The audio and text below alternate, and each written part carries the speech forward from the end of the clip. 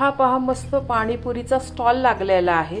चवीला ही पाणीपुरी एक नंबर झालेली आहे आणि बनवायलाही खूप सोपी आहे। नमस्कार, मी कविताच टेस्टी फूडमध्ये सर्व खवय्यांचे पुन्हा एकदा स्वागत करते। आज आपण सर्वांच्याच आवडीची मुंबई स्टाईल पाणीपुरी कशी करायची ते पाहणार आहोत। रेसिपी नेहमीप्रमाणे खूप साधी व सोपी आहे। पाणीपुरी ही लहानांपासून मोठ्यांपर्यंत सर्वांनाच आवडते। पाणीपुरी ही 12ही महिने छान लागते, पण उन्हाळ्यात थंडगार पाणीपुरी खाण्याची मजाच काही वेगळी आहे। यामध्ये मी मुंबई स्टाईल रगडा, चिंच खजूरची चटणी आणि चटपटीत थंडगार पुदिन्याचं पाणी सोप्या पद्धतीने कसं करायचं ते सांगितलेलं आहे। ही पाणीपुरी चवीला छानच लागते आणि आरोग्यासाठीही चांगली आहे। बाहेरची पाणीपुरी खाण्यापेक्षा अशा प्रकारे घरी बनवलेली कधीही उत्तम। रेसिपी नेहमीप्रमाणे भरपूर टिप्सही तुमच्याबरोबर शेअर केलेली आहे। कुठेही स्किप न करता पूर्ण पहा। चला तर ही टेस्टी पाणीपुरी कशी करायची ते पाहूया। तुम्ही या चॅनलला अजून सबस्क्राईब केले नसेल तर जरूर सबस्क्राईब करा, ते निशुल्क आहे। त्यासाठी बघा, मी इथं पांढरे वाटाणे आहे ना, रात्रभर भिजवून घेतलेले आहे। पाव किलो वाटाणे घेतलेले आहे मी। तुम्हाला जर इन्स्टंट करायचं असेल आणि तुम्ही रात्री भिजवायला हे वाटाणे जर विसरला असाल, कोमट पाण्यामध्ये वाटाणे भिजवले आणि त्याच्यामध्ये ना अर्धा चमचा खायचा सोडा टाकला ना, एक 4 ते 5 तासामध्ये पण हे वाटाणे चांगले भिजले जातात। हे वाटाणे आहे ना, कुकरमध्ये आपण शिजवायला टाकूया। हे आधी जे पाण्यामध्ये मी वाटाणे भिजवले होते ना, ते पाणी काढून टाकलेलं आहे आणि नवीन फ्रेश पाणी टाकलेलं आहे। या वाटाण्यामध्ये ना 1 चमचा मीठ घालते आणि थोडी हळद।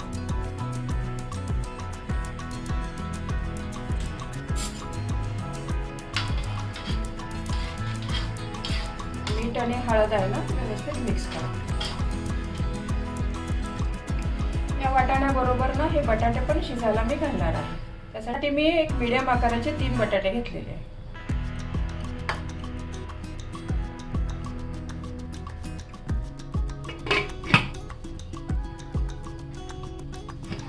आता आपण मीडियम गॅसवर कुकरच्या ना 4 शिट्ट्या करून घेऊया।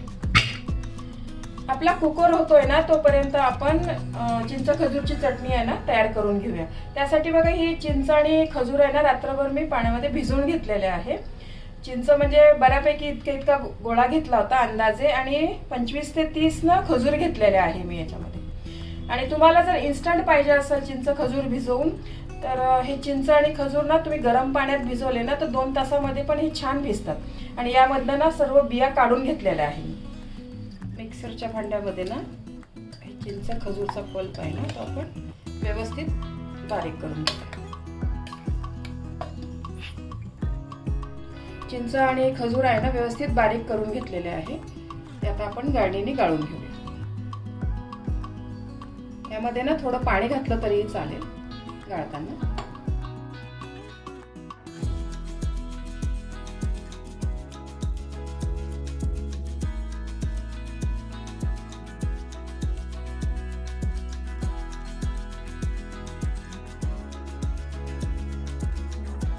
हे पूर्ण व्यवस्थित गाळून झालेलं आहे। आता आपण याची चटणी बनवूया।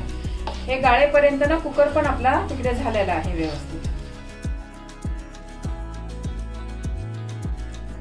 चटणीला उकळी आलेली आहे बघा। त्याच्यामध्ये आता आपण मसाले घालूया।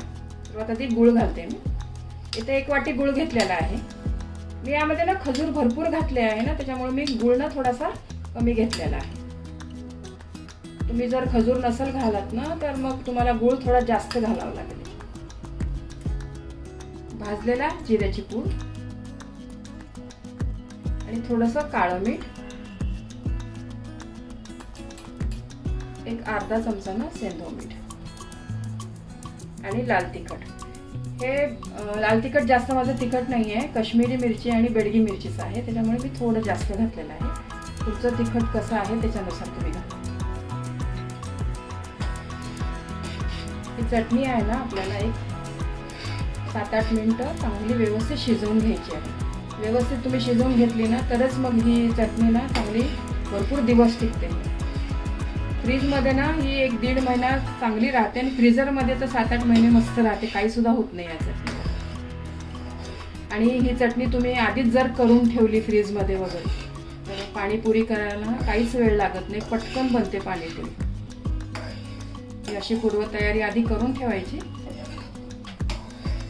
खूप सोपी आहे बघा पाणीपुरी बनवायला. आणि या चटणीचा डिटेल व्हिडिओ ना आपल्या चॅनलवर मी आधीच अपलोड केलेला आहे.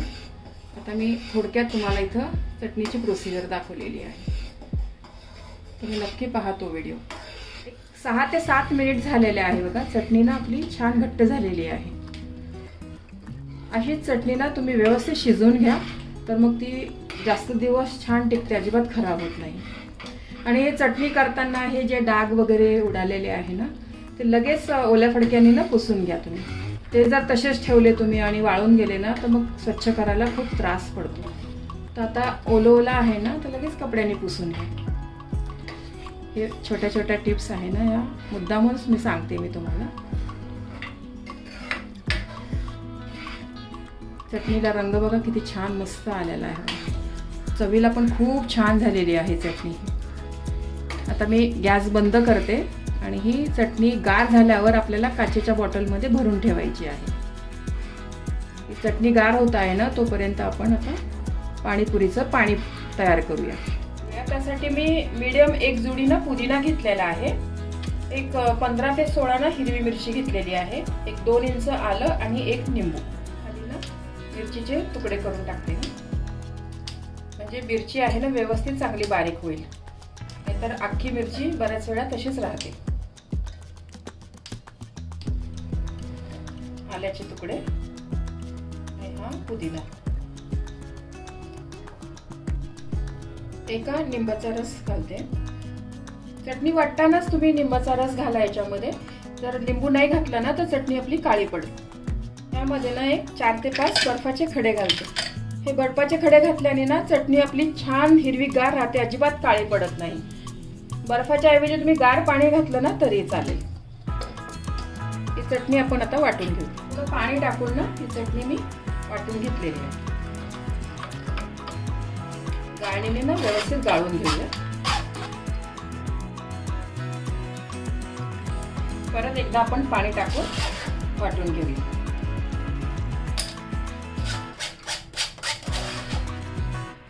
त्याच्यामध्ये थोडंसं पाणी घालते मी. इथं मी गार पाणी वापरलेलं आहे.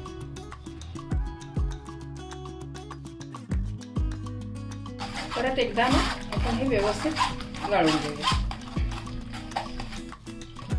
सर्व असं दाबून दाबून व्यवस्थित प्रेस करायचं, म्हणजे पुदिना आणि हिरवी मिरचीचा अर्क आहे ना सगळं पाण्यामध्ये येईल.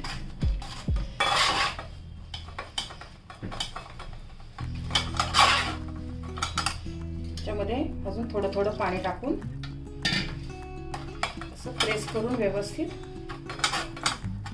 गाळून घ्यायचं.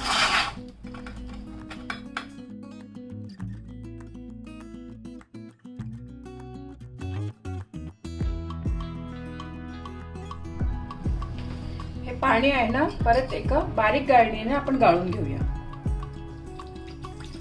मगाची जी गाळण होती ना ती थोडी जाड होती.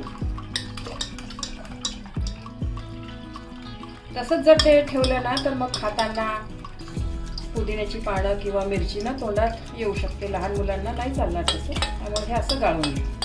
आता एकदम प्लेन छान पाणी तयार होईल आपलं.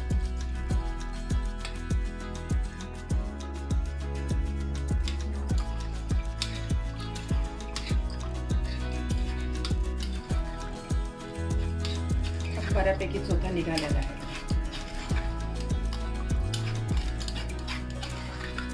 आता आपण पाणी पुरी खाताना ना अजिबात आपल्याला ठसका वगैरे लागणार नाही असं गाळून घेतल्यामुळे. नाहीतर मिरची आपण कच्चीच हिरवी मिरची घातलेली आहे ना त्याचा ठसका लागू शकतो. पाण्याला रंग तर बघा किती छान आलेला आहे, एकदम हिरवा आहे मस्त. त्यामध्ये ना आता मी 2 ते 2.5 ग्लास पाणी घालतो. यामध्ये आता आपण मसाले घालूया. इथं मी एव्हरेस्टचा पाणीपुरी मसाला घेतलेला आहे बघा. हा मसाला 2 चमचे घेतलेला आहे. 1 चमचा ना आमचूर पावडर, एक काळं मीठ 1 चमचा, हे सेंधव मीठ आहे अर्धा चमचा आहे. आपण पाण्याची टेस्ट घेऊन ना परत मसाले कमी जास्त असेल ना ते घालू शकतो. हे पहा पाणीपुरीचं पाणी तयार झालेलं आहे. यामध्ये ना मला थोडंसं आमचूर आणि पाणीपुरीचा मसाला ना थोडासा कमी वाटला, त्यामुळे मी थोडा घातला आहे. थोडं काळं मीठ पण घातलेलं आहे. तुम्ही टेस्ट घेऊन ना तुमच्या आवडीप्रमाणे कमी जास्त केलं तरीही चालेल. खूप मस्त पाणीपुरीचं पाणी झालेलं आहे. यामध्ये ना भाजलेल्या जिरेची पावडर टाकते, मगाशी माझी सांगायची राहून गेलेली होती. त्याच्याने पण ना हे पाणीपुरी खूप छान लागतं चवीला. आणि थोडीशी खारी बुंदी पाण्यामध्ये भिजून घेतलेली आहे.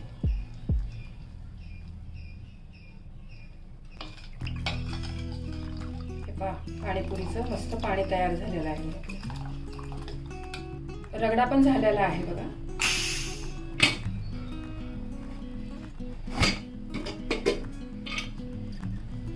बघा वाटाणे आहे ना खूप छान मस्त मऊ शिजलेले आहे बघा.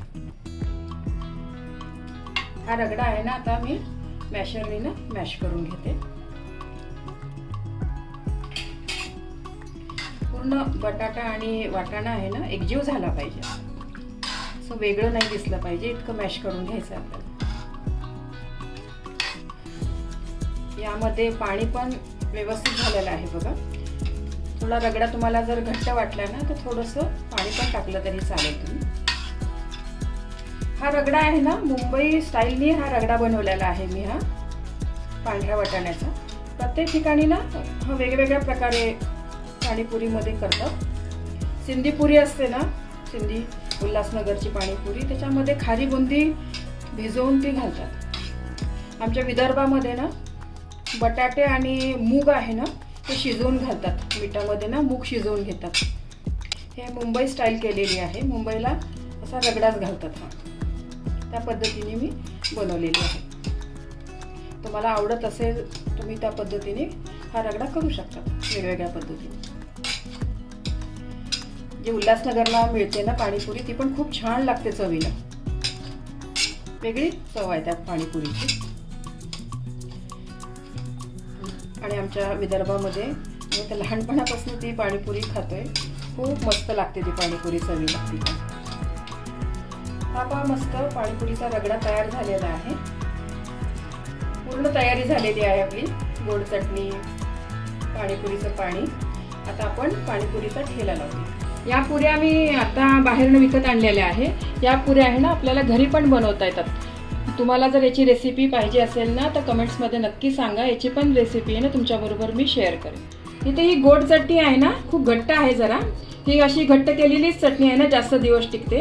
करताना तुम्ही असं ही घट्टच करा, पण ज्या वेळेला आपण पाणीपुरी खातो ना तर त्यावेळेला एका वाटीमध्ये घेऊन यामध्ये ना थोडंसं पाणी टाकून पातळ करा ही चटणी. पण स्टोअर करण्यासाठी ना ही चटणी खूप चांगली आहे. हे पहा या चटणीमध्ये ना मी थोडंसं पाणी घालते.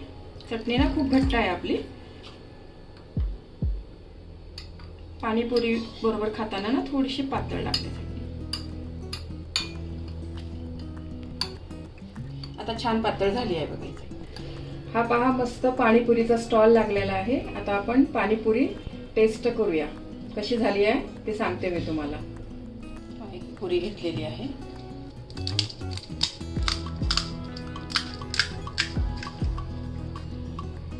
यामध्ये ना थोडासा रगडा, थोडी गोड चटणी आणि भरपूर पाणी.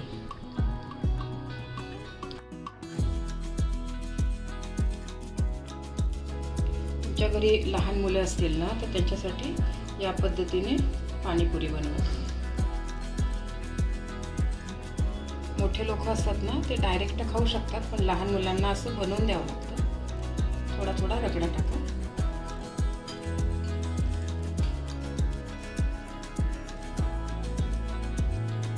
यामध्ये मी थोडंच पाणी घालते, कारण आपण लहान मुलांसाठी बनवत आहे.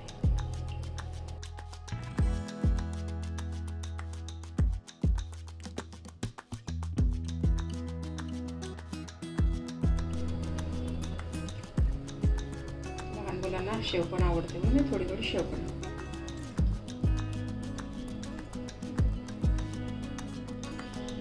गाडीवर आपण बाहेर पाणीपुरी खातो ना, तर पाणीपुरी खाल्ल्यानंतर सुकी पुरी खाण्याची मजाच काही और आहे. ती सुकी पुरी पण कशी बनवायची ते दाखवते मी तुम्हाला. खूप छान लागते सुकी पुरी चवीला ती. थोडंसं काळं मीठ, शेव. बघा ही सुकी पुरी ना खूप मस्त लागते चवीला.